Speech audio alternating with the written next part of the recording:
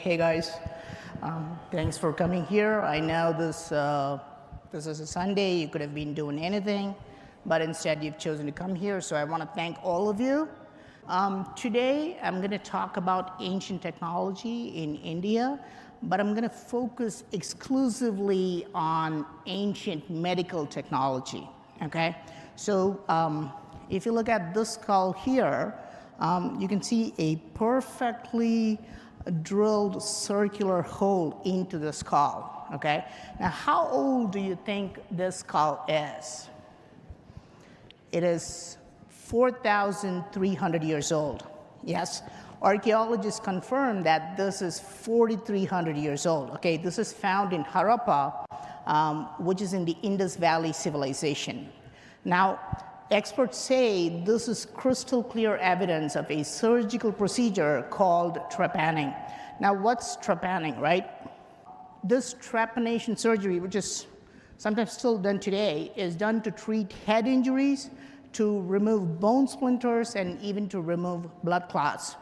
Experts also confirm that this was done on a living person, right? We have to clarify this actually, because they say it was done on a person, and this person lived for a long time after the surgery. Okay, so this was a successful surgery done 4,300 years ago. Today, if you go to Kolkata, which is a major city in India, you can find the skull in the Anthropological Museum in Kolkata. So you can still go and see the skull, which has that perfectly drilled circular hole.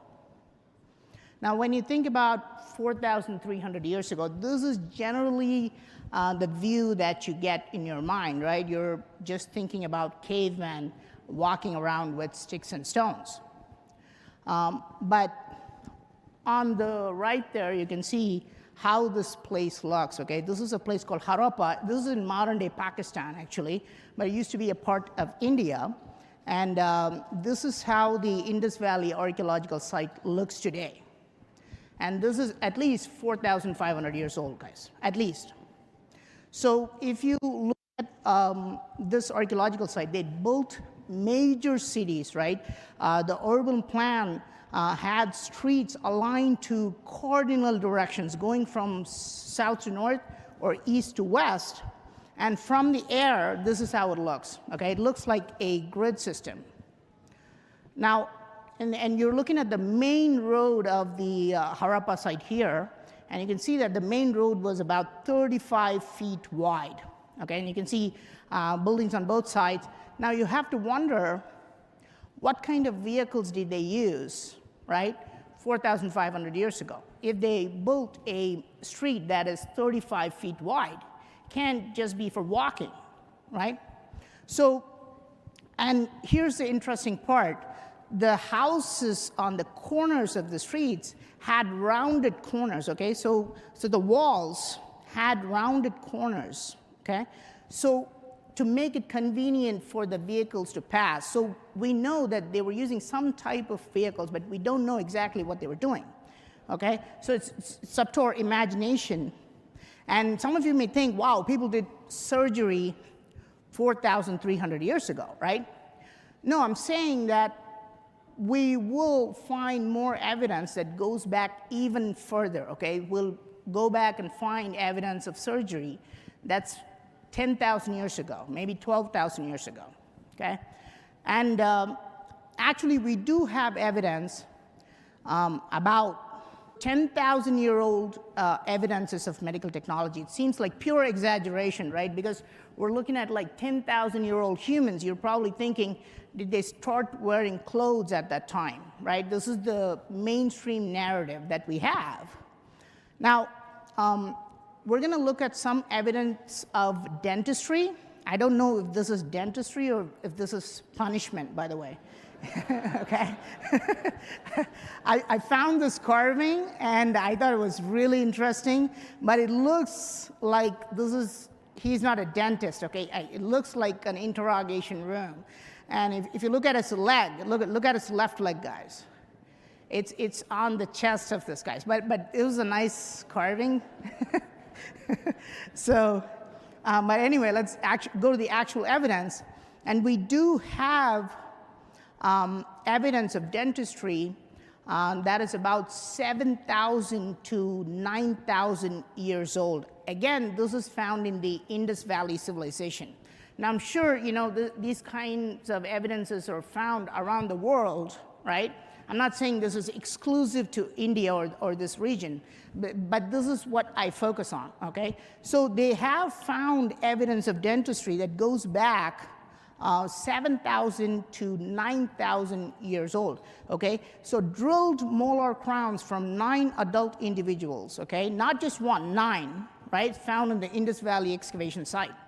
And researchers are trying to recreate how these guys drilled into the teeth, okay? So this is what they're trying. And what they do is they put a flint drilling tip mounted on a rod holder and attached it to a bowstring, okay? So think about it. Do you think you can have an actual person lie down and, and do this? It would be kind of impossible to drill with, with that equipment you see on top there, okay? But archaeologists are really confused, why are they finding these kind of evidences of, advanced surgery, okay? So it's up to you to kind of think about, maybe you think it's possible, maybe you don't think that's possible. Now, what's the hardest substance in the human body, right? Is it the bone? No, it's actually tooth enamel. Tooth enamel is harder. So you have to understand what kind of tools they would have needed. We're talking about 7,000 years, okay? By conservative estimate, 7,000, and some people say this is 9,000 years ago. Okay, so think about what kind of tools they would have used, at that time. Now, in Indian history, we don't even call this timeline the historic period, okay? We call this the prehistoric times. Now, why is that, right? The human history is divided into 2 parts, the historic period and the prehistoric period. And the historic period starts, let's say, yesterday and goes back to 3,200 years, okay? Because people had written record, they wrote, about what happened at that time. The prehistoric time is any time older than 3,200 years, okay? Why? Because they have no written record and they did not document their history. And it's widely believed that these prehistoric people did not know how to read or write at that time. So this is the belief. Now we're talking about, about the Indian region here, okay? But think about it, right? What kind of civilization could drill into teeth and drill into skull, yet did not know how to read or write, right? That's a serious conflict here. So for example, if somebody came out and told me they built this hall, but they did not know any math, that would be impossible. You need to know calculation, you need to have measurements, you need to have knowledge of writing. That comes with, surgical, technology. So there is a huge possibility that they could also read or write, but we just have not found that evidence so far, okay?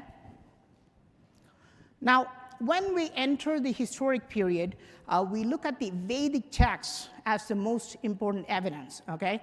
And there's a big conflict between the history books that we read today. When people study history in India today, they read history books, and it's portrayed as though the ancient people were primitive people, and they went through like gradual stages of evolution, okay? But so this is typically what you see, but ancient texts, if you look at ancient texts in India, right, there are texts like Ramayana, Mahabharata. These texts tell us about very, very advanced technology. This is almost like futuristic even for us, okay? This would be futuristic even for us. According to ancient texts, people already traveled to other planets many, long, at distance, they had already traveled to these planets, and those people had come here. This is what the ancient texts talk about. Okay, and the ancient texts talk about vimanas, or flying machines. And we do see carvings of these vimanas, how they're shown. This is a 1,200-year-old carving of a vimana. This is how the sculptor visualized it. And this is not even carved in India, okay? So this is carved in Indonesia, which is about, I think it's about 2,000 miles from India. And I documented the entire Ramayana in the Prambanan temple, which is the second largest Hindu temple in Southeast Asia. If you look at the ancient text of Mahabharata, which is at least 2,000 years old, it says, Chikitsayam Ashtangayam. This is in Sanskrit, which means that the ancient medical field had 8 departments, okay? And these, they talk about gynecology, pediatrics, and most importantly, surgery. Now, we have a lot of textual evidence like this. We have a lot of ancient medical texts, but we try to gather non-textual evidence, okay? So what's the main non-textual evidence that we have in India? It's in the form of carvings, okay?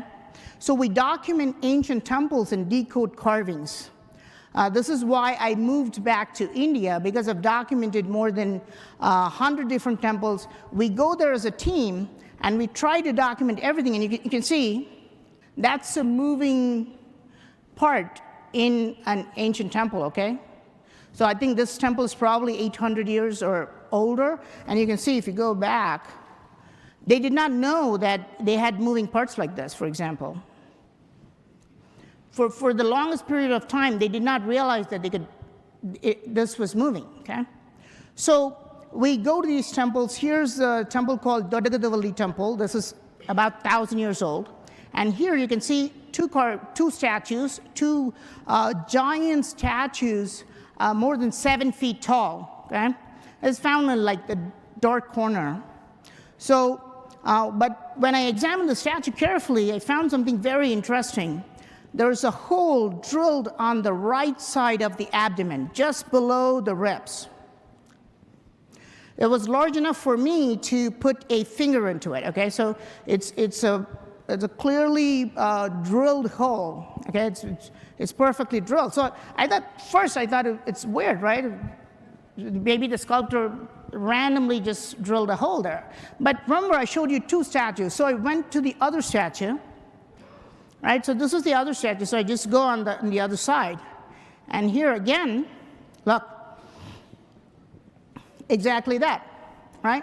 So it has that same hole on the right side of the abdomen, just below the rib cage, okay? Now, it's very interesting to me today because doctors put holes here exactly, even that's what doctors do today, right? Because this is where your liver is. And if you ask your doctor, he'll tell you that the liver's located here, on the right side of the abdomen, just below your ribs, okay? And it can be a coincidence, right? Because they have drilled the hole exactly in that place. Now, why would a surgeon put a hole here, right? It's called the biliary drainage procedure. And when your liver is not functioning well and the fluid called bile doesn't drain well, you have to manually drain it by putting a hole there. The liver secretes a fluid called bile. And of course, why would your liver not function well? I think some of you know this. All right? Okay, all of you know this, huh? Okay, so this is the thing, okay? So mostly you get liver problems if you drink too much alcohol, okay? And here's the strange part of this. Now, we're looking at the bottom of the giant statues, guys, and look at that, right? All the figures have something in common. Look at this guy, right? He's drinking something. Is drinking from a tall glass or cup. And again, look at this guy. He's having a shallow, small shallow cup. On the other side, look, this guy's tequila shots, right? He's licking the cup there, right? And the last guy too, he's offering a cup of alcohol to the giant on top, okay? So these four guys only seem to reinforce the theory that, yes, these giant statues show figures of alcoholics, okay? We have lots of strange carvings like this, and the funny part is nobody knows why we find these details, why they've put these details, and the temples in India are largely undocumented, okay? So when I first showed you these two statues, you're just thinking, oh, they're just like scary demons, right? But after I showed you all these drilled holes and all that stuff, you're thinking, at least there is a possibility that this is evidence that they were doing this kind of surgery, right? Now, why is this shift happening? This shift is always happening to us. When we go to a temple, we've already looked at pictures of it on the internet. The carvings appear to be one thing, but when we go there and when we document, we find details that are completely mind-blowing. They're just totally different, okay? For example, you may think this is a horse, okay? Now, this is happening because the carvings have something called Maya, okay? In Sanskrit, Maya is called an illusion. It appears to be one thing, but as you keep looking at it, something else starts to come out, okay? We can always find these details in ancient temples. So it appears to be one thing, but when you keep looking at it, and when you meditate upon this, something else starts to come out, okay? And this is kind of almost a mystical experience. This is a mystical experience when we go to these temples, and this is why we have, large volunteers, hundreds of volunteers now in India supporting us. They want to come to the temple with us because we are able to document and understand these carvings at a much deeper level. I'll show you an example, okay? What's going on here? Now, you can see two figures. They seem to be hugging each other in a kind of like an intimate position, right? But when you look carefully, not like a man and a woman, rather, both of them are females, right? So, and of course, you're probably, your initial reaction is thinking that this is an erotic art, right? This is, two people hugging each other, right? But we want to unveil the Maya, right? So I don't know if anybody can understand what this is. Now look at the highlighted part. Is that an animal carved in the circle? Yeah, that's a rabbit. That's a bunny rabbit, right? Why is it carved there? Why is it carved below these two ladies, right? Look at that one on the other side. You can see another rabbit carved on that side, okay? Now, you can see a third one, right? This is very odd because you can actually find 5 rabbits, guys. If you look carefully, you will be able to find 5 rabbits. If anybody found that, raise your hand, okay? So that's the 3rd rabbit there, okay? And now on this side, you can see the 4th rabbit. So let me know if you find the 5th rabbit, okay? Anybody? Anybody? Oh, 2, 3, wow, that's pretty good. 4. How many of you watch my videos? That's it, that's the thing, you guys. Okay, there you go. What about now? Look carefully. That's the 5th rabbit, okay? It's not just, nobody knows about this. This is the fun part, right? Not the priest, not the historians in this area, no archaeologists. It took us a long time to figure this out because we're looking at the carvings and we're literally trying to find out what's the meaning behind carvings like this, okay? So we have these hidden details and we're able to kind of discover these details because we're uncovering the Maya or the illusion behind these carvings, okay? And of course, this goes beyond, like, for example, we can go deeper into this we can go and say, what is the meaning of this? Yeah, that's nice, it's a rabbit, right? But why is it carved this way? This goes beyond the scope of this presentation because we're focusing on medical technology, okay? Now, this is found in the ancient temple of Tirukurungudi, and again, nobody knows, nobody knew that this shows a rabbit. And then we went to another temple. This is called Tiruperundurai. Last year, we went there. It's a nice temple, probably older than 1,000 years, maybe 1,200, maybe 800, I don't know. Extraordinary temple with plenty of carvings, with inexplicable statues. Some statues are 15 feet tall, okay? And behind those two statues, you can see that's me. Okay, that's my size. And the statues are that tall. But it's not the macro that stunned me, okay? It's not the size of the statues, it's the micro details. Let's look at this horseman here. You can see this little bump on his knee, okay, right next to the kneecap. And now look at this bump on a real human leg, okay? See that detail? The details on these statues and carvings, incredible. You see how the muscles on his thighs, they're kind of curving down because of gravity. And it gets better. Look at the back of his hand. You see those 4 lines? Looks familiar, right? So if you look at the back of your hand, you'll see those 4 lines. Okay? Now this is on solid granite, folks.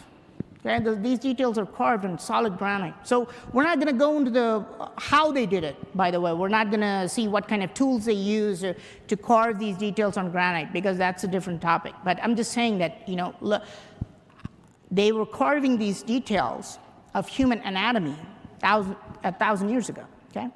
And you may think these are nerves or veins, but these are actually tendons, okay? The tendons connect the muscle and the bone. Each tendon is going up 1 finger, and you can see how they're flaring up. So if you actually go on the other side of the statue, he has his hand like this, and you won't see that detail. You won't see the tendons, because your tendons don't flare up in this position. Only when you hold up something heavy, it comes out, okay? They're coming out because he's lifting a heavy spear, right? And you'll only find these details in medical texts about anatomy, okay? These tendons are called extensor digitorum tendons. And here, let me show you this carving. This is God Narasimha, okay? He's half lion, half human. He has a face of a lion, but his body is human. So his body is still, it still has all the details of human anatomy. And look at this deity's leg. You can see a tendon going to the big toe, okay? There's a fancy name for this. This is called the tendon of extensor hallucis longus.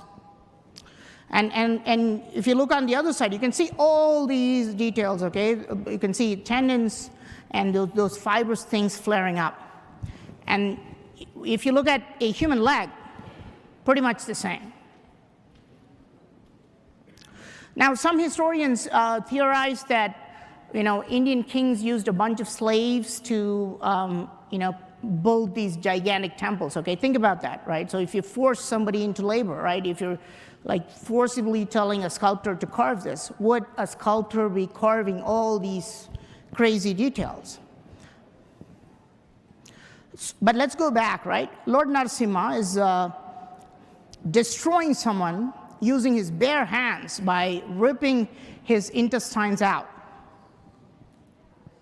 You can see how his fingers are going into the victim's belly, but you see the problem here. Anybody? No? This large tube-like thing is the large intestine, or the colon, okay? And these 2 smaller tubular things, that's the small intestine. That detail is carved there. Now, this is extraordinary because when we show details like the tendons or the bones or stuff like that, people are like, oh, no, this is no big deal. This is what sculptors do today. This is what artists do today, right? They hire a model, and they tell them to pose like this. So you can see all the tendons and the bones and everything come out. But how do you carve this? Right? So the sculptor had to kind of kill somebody,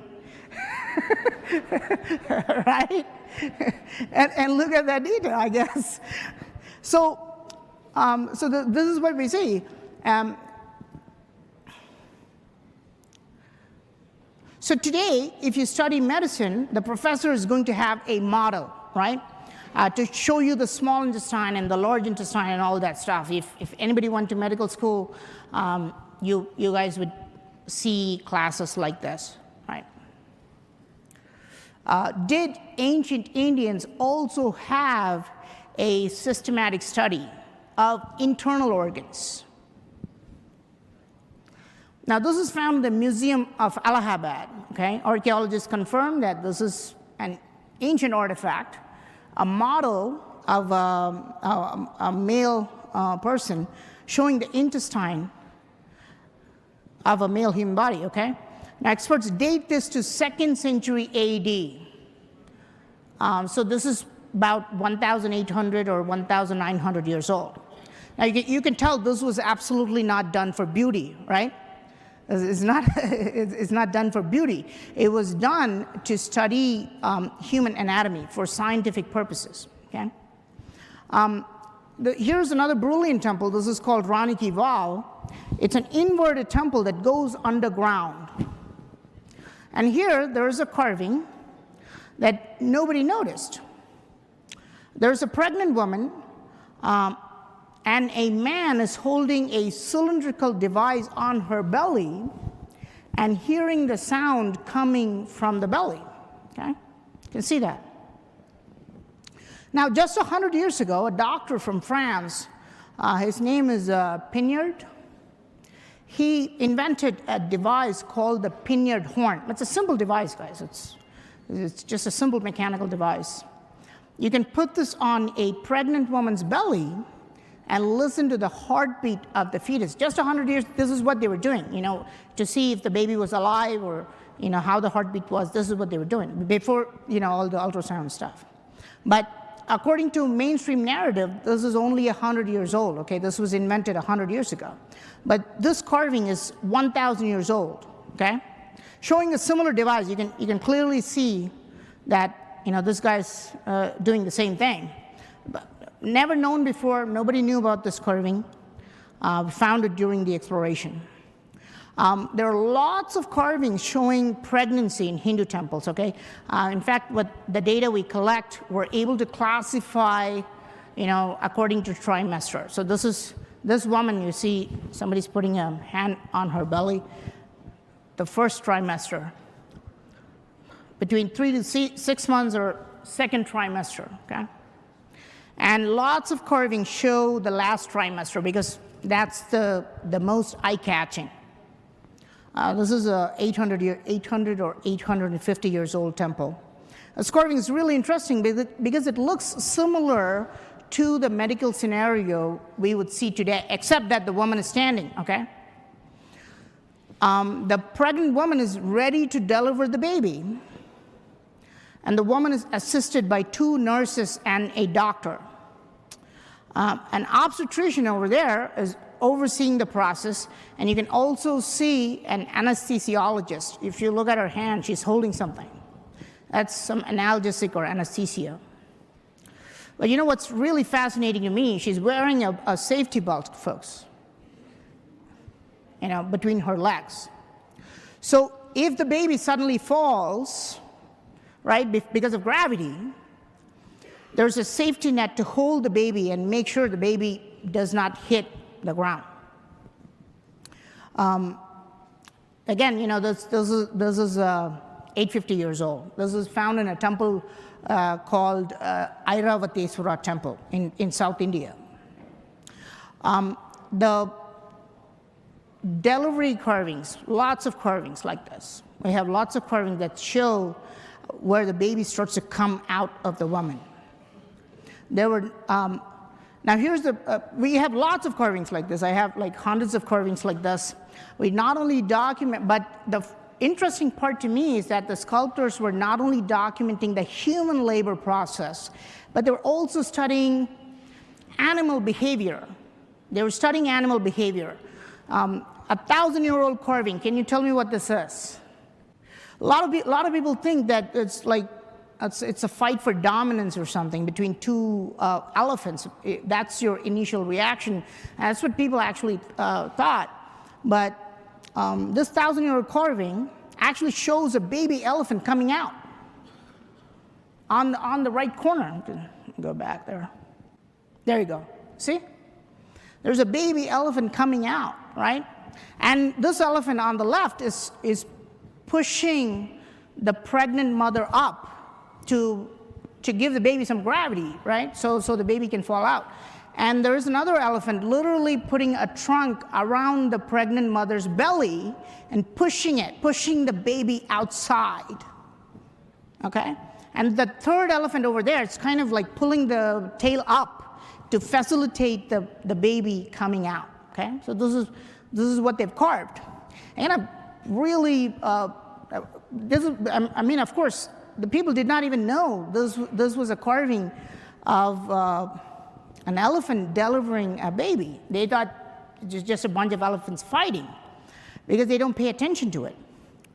But after we figured this out, we thought that, wow, what a nice imagination, right? Some sculptor thought about this, oh, like 3 elephants helping a mother to deliver a baby. That's like a nice imagination 1,000 years ago. That's cool. And we found another one like that. But take a look at this, guys.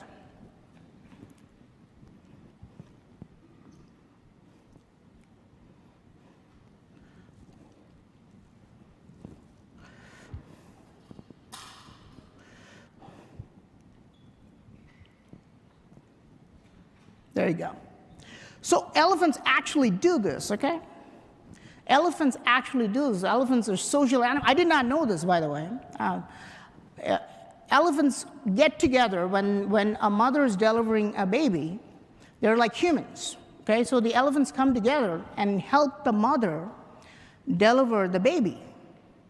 And these ancient builders were observing this and documenting this, right? And they must have been clever, right? Because if they wrote it on a piece of some, paper or whatever, right, would have been lost. If they made a carving on wood, that would have been lost, or metal. But they carved this on stone. And this is why we're able to see this. Now, why did they carve? This is just an example. We have carvings of various animal behaviors, really interesting animal behaviors. All these videos that we see go viral on TikTok, okay? So a dog will climb up on a cow and kind of ride it, right? We can see this carved 1,000 years ago, okay? So why did they document, this animal behavior? Now, did scientists observe, now why do scientists observe rats in labs today, right? To help the rats? No, right? They do it to help humans. Now, is it possible that ancient people were also studying animals to make similar improvements for humans? On the right side, guys, you can see a real monkey. That's not a picture, by the way, that's a video. You can see it's now it's stopped. Let me go back here. On the right, look carefully. You'll see the monkey moving slowly, okay? Now, we don't know if the I mean, I'd like to say that the monkey's meditating, by the way. I'd like to think this, Do monkeys have consciousness? I would say yes, but. Now, the funny, it could just be sleepy, right? It's fine. But most of you would not have realized that monkeys sit like this and fall asleep or do this meditation. But they made carvings like this, but there are ancient carvings like this.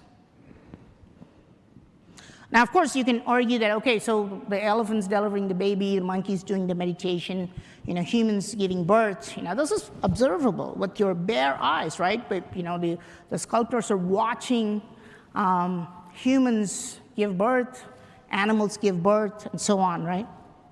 But in a temple called Kundadam Bhairava temple, okay? Now, there's a carving there, and you can see that this is a fetus inside the uterus, okay, in the womb, with the umbilical cord attached in a fetal position. They're showing the fetus inside the body. Just like what you need advanced technology to see this today. You can also see, stylized version of this in the same temple, but this is not the only temple that shows the human fetus, okay? Here you can see another human fetus. This is in a village called Sirukarumbur. And you can see that the baby is in like a fetal position, right? And it's inside the womb. And on top, there's a hole, okay? This is originally said to be in the main chamber of the temple. It has a hole on top where a specific concoction will be poured inside that hole as a ritual, as though they're nourishing the fetus, okay? So there are some parts of this which we don't understand. Why did they do these kind of rituals? Why did they pour a concoction on top of the hole to nourish? I mean, how would that nourish, right? Because it's just symbolic. But what were they doing? And what's interesting is that the main chamber of every Hindu temple, okay, is called Garbhagriha in Sanskrit. And what does that mean, right? This is the main chamber of the temple. Inside that, you see a lingam and a yoni. But the main chamber of every Hindu temple is called a Garbhagriha, which actually means the womb chamber or the uterus. It means the uterus. That's what it means, okay? So we don't know why they named the sanctum sanctorum, the holiest of the holy, that the main chamber is the one that has the main deity in Hinduism, for those of you who don't know, and it's called Garbhagriha.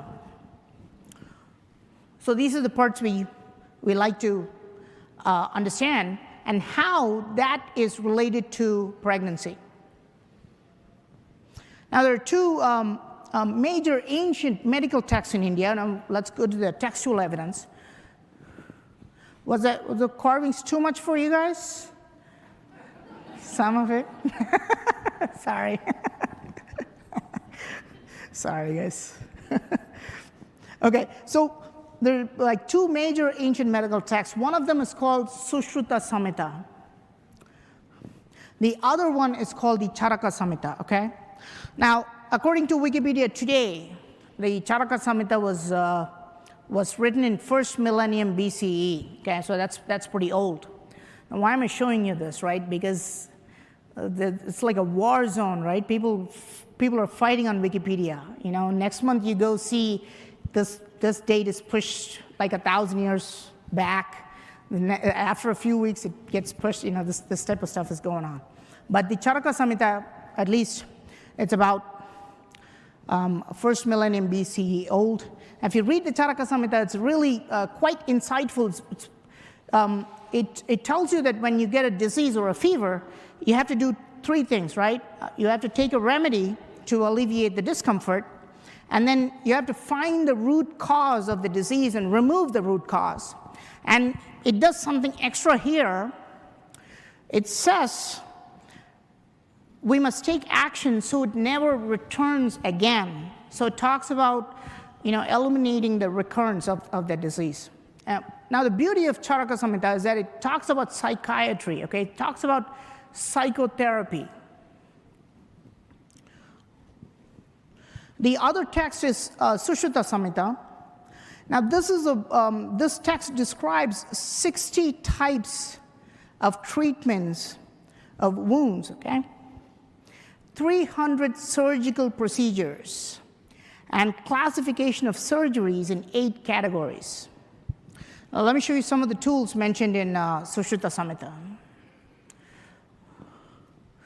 There's a pair of forceps. Here's another one.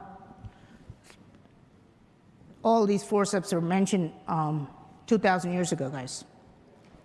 Scalpel, lancet, probes, suturing needles, speculum. Speculum is basically like an endoscope, but without a light source. Multiple specula, actually. So Sushruta Samhita mentions more than 120 surgical instruments. So you can imagine how advanced surgery was during ancient times in India. Now, if you look at the right side of the picture here, you can see the students practicing surgery on vegetables.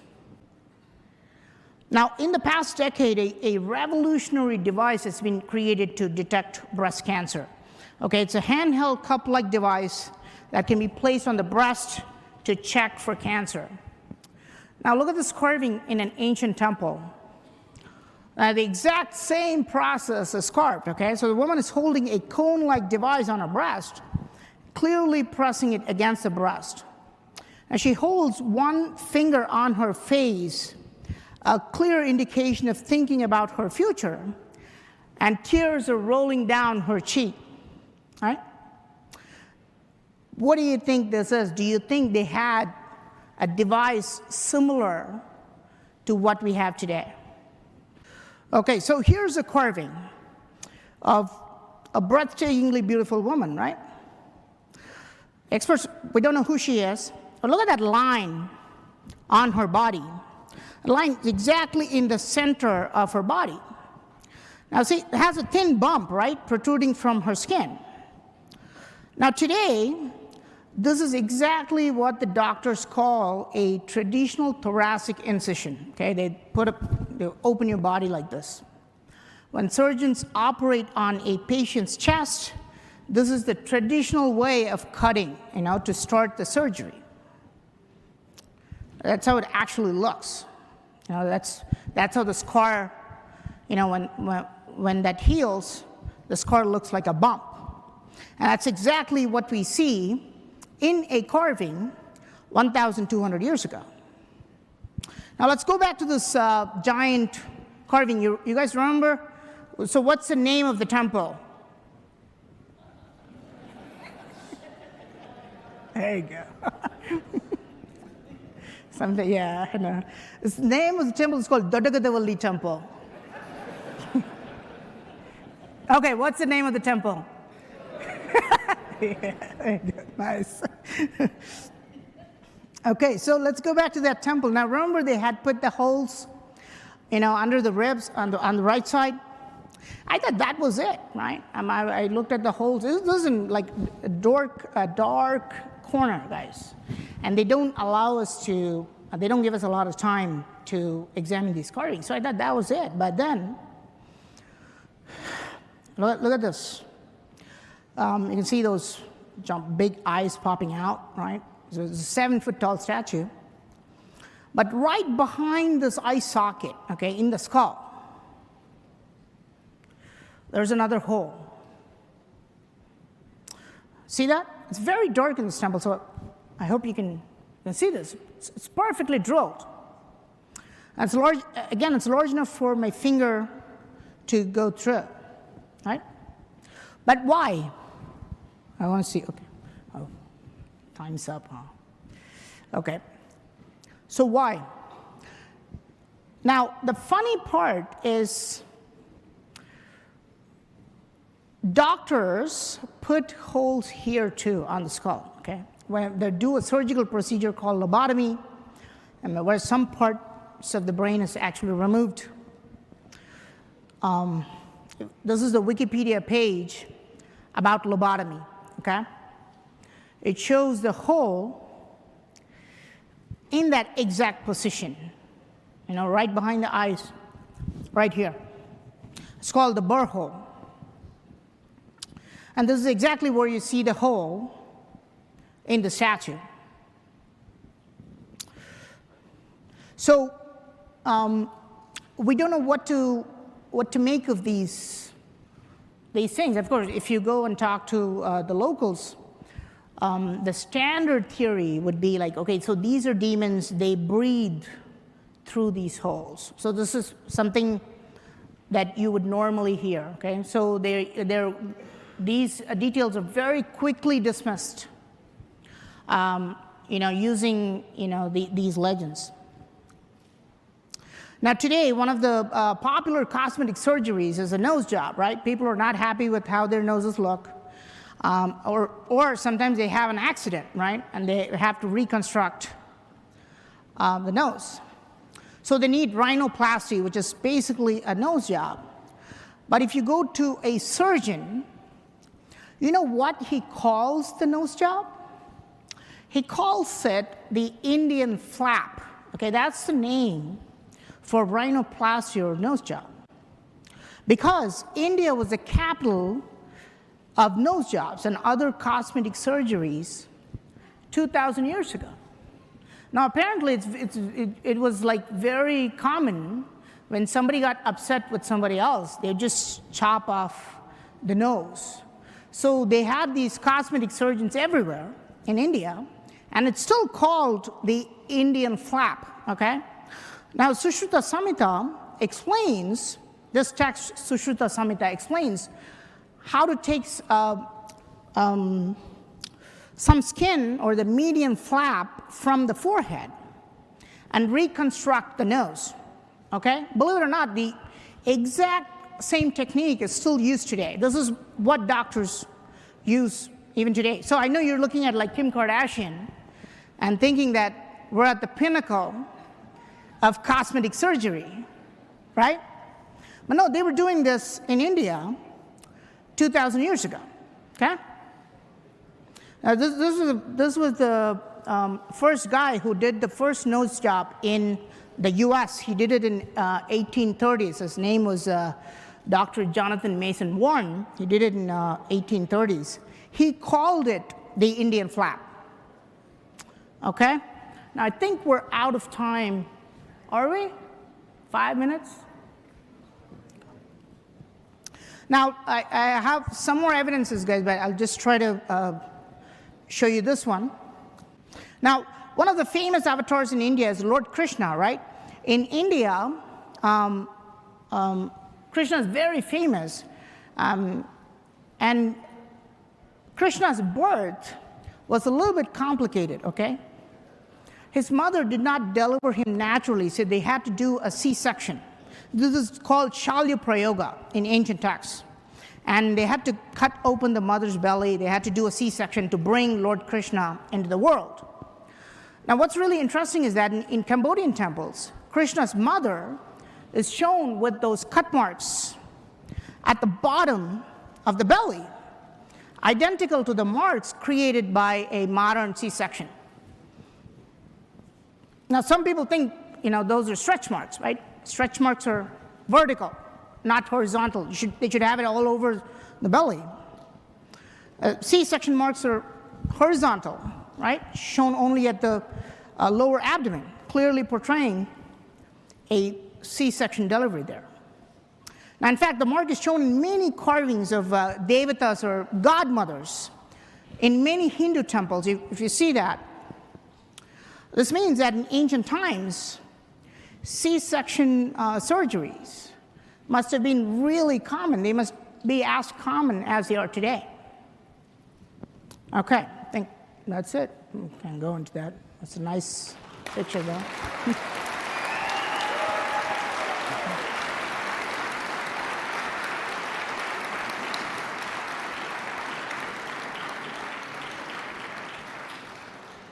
Well, thank you, guys. Thank you for your time, okay? So I hope, now this is the part where I usually get to sell my stuff, by the way. I have to sell my books, my meditation course, my tour package, except I don't have any, okay? So this is serious. I don't write any books. I don't do tours. So I'm kind of a dumb guy who just researches ancient temples, I guess. Okay, but thanks a lot, all of you. I appreciate all of you. Okay, thanks.